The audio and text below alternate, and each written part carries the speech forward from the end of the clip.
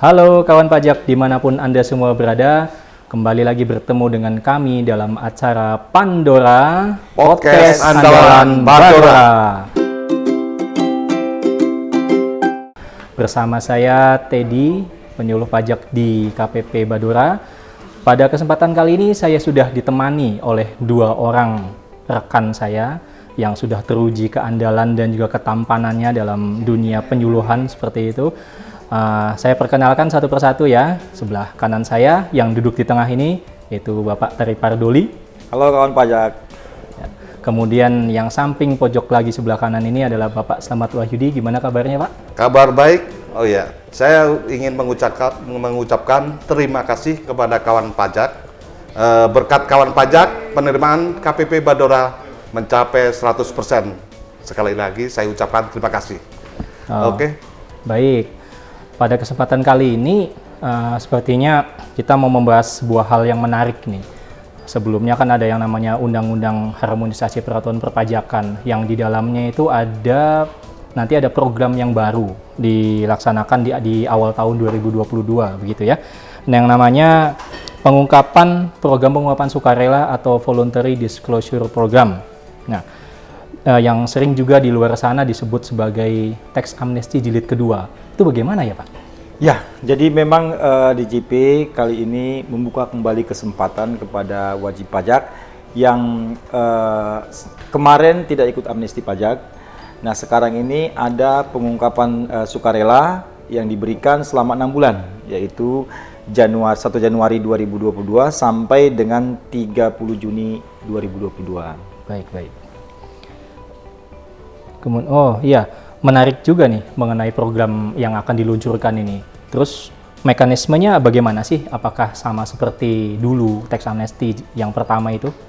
Ya, kali ini ada 2 kebijakan yang diberikan oleh DJP. Kebijakan pertama ini khusus untuk wajib pajak badan dan orang pribadi yang dulu ikut amnesti pajak. Oh gitu. Dan kebijakan kedua ini diperuntukkan bagi orang pribadi yang ingin mengungkapkan hartanya periode Januari 2016 sampai dengan 2020. Oh begitu ya.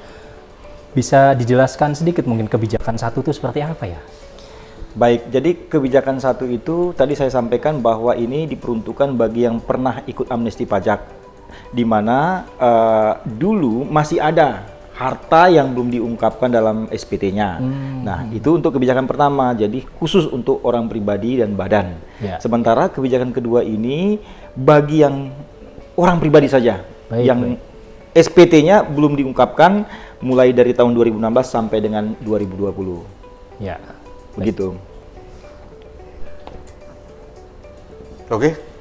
Terima kasih Pak Doli ya. Tadi udah diungkapkan Pak Doli. Kalau misalnya kebijakan pertama ini adalah yang ikut serta adalah wajib pajak orang pribadi dan badan. Tapi untuk kebijakan yang kedua ini itu khusus wajib pajak orang pribadi, di mana wajib pajak orang pribadi ini harta yang dimiliki tanggal 1 Januari 2016 sampai dengan 31 Desember 2020 dan masih dimiliki di tanggal 31 Desember 2020 dan belum dilaporkan, maka ada kesempatan bagi wajib pajak untuk melaporkan harta yang belum disampaikan tersebut. Itu kalau di kebijakan kedua Pak Teddy. Baik, sepertinya program pengungkapan sukarela ini sangat menarik ya kalau kita bicarakan gitu kepada kawan pajak semua. Mengenai skema tarifnya sendiri nih Pak Doli dan Pak Slamet, bagaimana skema tarifnya untuk kebijakan 1 dan kebijakan 2? Baik, kawan pajak, kalau untuk tarif ini ada 3 untuk kebijakan pertama, yang kalau kita mau gampang ingat 11%, 8%, dan 6%. 11% ini khusus yang deklarasi aset di luar negeri. Artinya asetnya tidak ditarik ke dalam negeri, tapi diungkapkan ada di luar negeri. Itu tarifnya 11%. Dan yang kedua, tarif 8% khusus untuk repatriasi. Artinya aset di luar negeri ditarik ke dalam negeri dan pengungkapan aset yang dalam negeri. Ya, ini 8%. Ya. Lalu tarif 6%. 6% ini sama seperti yang sebelumnya, yang 8%, tapi dia diinvestasikan di surat berharga negara. Di situ jadi ya investasinya ya. ada lebih rendah. Lebih tarifnya. rendah. Ya, ya. Itu untuk kebijakan pertama. Kebijakan Untuk pertama. kebijakan Kebijakan kedua, kedua mungkin Pak bagaimana Yudi, tuh, Pak silakan. Oke, terima kasih Pak Doli. Saya akan jelaskan mengenai kebijakan kedua.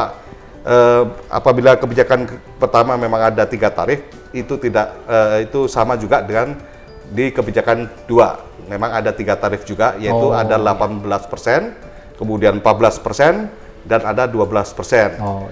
Dan untuk yang 18% ini adalah khusus untuk harta luar negeri yang dideklarasikan. Kemudian untuk yang 16% adalah harta luar negeri yang direpatriasi atau dikembalikan atau Investasi. bukan ditarik ke dalam negeri. Dari dalam negeri. Oh, gitu. Kemudian yang 12% adalah harta repatriasi yang diinvestasikan di surat berharga negara. Oh, Itu aja, Pak. seperti itu Iya. ya. Begitu. Kemudian kalau kita bicara program yang dikeluarkan oleh DJP itu pasti ada benefitnya ya, manfaat bagi kawan pajak semua. Kira-kira benefitnya apa untuk wajib pajak atau kawan pajak yang ikut program PPS ini di kebijakan 1 dan kebijakan 2 itu apa sih? Baik, mungkin saya menjelaskan yang kebijakan pertama ya. Oh, iya. Kalau kebijakan pertama ini tadi kan diperuntukkan bagi yang pernah ikut amnesti pajak. Baik. Nah, apabila dia tidak mengikuti, ya, maka apabila aset itu ditemukan, dia akan ditambahkan sanksi. 200%. Oh, 200% kawan pajak. 200%. Besar sekali itu ya. Sangat besar sekali. Oleh karena itu, ya wajiblah ya diikutkan untuk aset yang sampai dengan 2015 ya. Baik, baik. Nah, tuh perhatikan kawan pajak 200% loh sanksinya kalau tidak ikut yang kebijakan Ya, pertama. itu undang-undang Apabila pakai undang-undang lama, undang-undang nomor amnesti 11 pajak. ya. Iya. Terus kebijakan 2 gimana itu, Pak? Kalau kebijakan kedua, kalau misalnya wajib pajak tidak menyampaikan atau tidak mengungkapkan hartanya, bisa dilakukan pemeriksaan, kemudian ditetapkan SKP di situ. Oh, gitu. Kemudian adalah untuk baik kebijakan pertama maupun di kebijakan 2 ada jaminan pelindungan data wajib pajak oleh Direktorat Jenderal Pajak. Jadi wajib pajak kawan pajak tidak usah khawatir di sini bahwa harta yang telah diungkapkan nanti tetap akan terlindungi atau mendapatkan pelindungan dari Direktorat Jenderal Pajak. Dilindungi ya untuk Iya. aset-asetnya tidak Iya, betul. tidak diungkap ke publik gitu ya, betul, seperti itu ya. Oke, wah berarti benefitnya mungkin tidak diterbitkan SKP dalam kurun waktu tahun pajak 2016 sampai dengan 2020 ya. Bisa nyenyak tidurnya juga ya kawan pajak kalau sudah Pastinya. ikut program Pastinya, PPS ini ya, seperti itu. Mungkin bisa dijelaskan tidak mekanisme untuk pengungkapan hartanya itu sendiri ya Pak Doli dan Pak Yudi itu kira-kira gimana caranya gitu? Ya, baik kebijakan pertama kedua, jadi nanti wajib pajak membuat surat pemberitahuan pengungkapan harta Ya. ya, atau disingkat SPPH. SPPH. Ya, ini dalam bentuk e-form ya. Dan mekanismenya itu sama seperti kita menyampaikan SPT melalui DJP online. Oh, Ya, DJP jadi kita online. tinggal membuka DJP online dan ada rincian harta yang diungkapkan di situ nanti tinggal diupload ya. Oh. Saya kira mudah lah ya untuk prosesnya. Oh gitu. Berarti harus punya EVIN dulu ya kalau seperti itu ya, karena Ya, lewat DJP kalau sudah online ya. pakai elektronik ya. Iya syarat seperti pertamanya. itu. Kemudian gimana Pak Yudi yang selanjutnya itu untuk ininya? Nah, untuk mengenai tarif tadi ya, seperti di kebijakan 2 ada 3 tarif 18, 16 dan 12%. Yaitu tarif nanti akan dikalikan dengan harta bersih. Harta bersih untuk kebijakan 2 ini berupa apa? Yaitu harta dikurangi pokok pajak. Pokok hutang, maaf. Hutang, ya, Saya ulangi, harta dikurangi pokok hutang. Nah, harta ini adalah bisa berupa nilai nominal maupun harga perolehan. Nilai nominal ini berupa kas dan setara kas. Sedangkan untuk harga perolehan itu selain kas dan setara kas. Oh seperti itu. Ada tambahan lagi mungkin dari Pak Doli yang soal tadi itu nilai aset yang diungkapkan itu selain tadi yang kebijakan kedua tadi, kebijakan pertamanya gimana tuh untuk pengungkapan nilai Ya, aset? hampir sama ya. Hampir sama. Rumusannya tarif dikali harta bersih. Ya. Ya. Harta bersih ya berarti harta dikurangi dengan utang Oh, ya, gitu. saat Oke. amnesti dulu. Seperti Begitu aja itu. gambarnya. Oh iya ya. Sudah cukup jelas sepertinya untuk pengungkapan asetnya itu ya, baik nilai harta yang diungkapkan berapa, kemudian nanti tarifnya berapa seperti itu. Nah, kalau sudah ketemu nih berapa yang akan dibayar. Itu nanti cara bayarnya gimana ya? Ya, baik. Kalau untuk mekanisme pembayaran tetap sama ya. Artinya seperti biasa kita membayar pajak, namun kode akun pajaknya itu adalah yang final 411128. Oh gitu. Nah, untuk kode jenis setoran, kode jenis setoran ini berbeda nih. Ya. Yang kebijakan pertama dan kedua. Kalau kebijakan pertama itu kode jenis setorannya adalah 427. 427. Ya, untuk kebijakan kedua 428. Ya, saya kira mungkin sudah paham ya prosesnya. Iya. Dicatat ya untuk ininya, kode setorannya itu kode yang PPA final 411128. Kebijakan pertama kalau ikut kodenya 427. Dan kemudian untuk kebijakan kedua kode setorannya itu 428. Itu dicatat baik-baik ya biar tidak lupa. Oke, ini sepertinya sudah cukup jelas nih ya pembahasan kita dari awal mengenai program pengungkapan sukarela, dari mulai kebijakannya, kemudian penghitungan tarifnya, berapa nilai nominal, kemudian pembayarannya seperti itu. Jadi tanpa terasa waktunya sudah mulai habis nih Pak Doli dan Pak Yudi. Mungkin dari masing-masing narasumber bisa memberikan closing statement untuk kawan pajak di seluruh Indonesia. Boleh saya dulu? Silakan. Baik, kawan pajak, ini adalah momentum yang baik ya bagi kita wajib pajak, supaya tadi disampaikan Pak Teddy, supaya tidurnya sebaiknya mengikuti program ini. Ya. Karena program ini memang diperuntukkan bagi wajib pajak yang selama ini ya terlupakan ya, asetnya terlupakan untuk diungkapkan dalam SPT.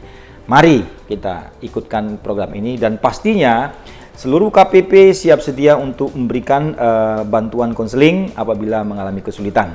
Ya mungkin itu saja ajakan dari saya. Mungkin ada tambahan dari Pak Yudi, silakan. Oke, mungkin hanya menegaskan aja buat kawan pajak, ini adalah kesempatan terbaik dan jadi gunakan dengan yang terbaik. Oke, terima kasih sudah memberikan masukan-masukan dan juga penjelasan yang sudah diberikan pada seluruh kawan pajak semua. Tidak terasa waktu yang ada ini sudah mendekati akhir ini ya, seperti itu.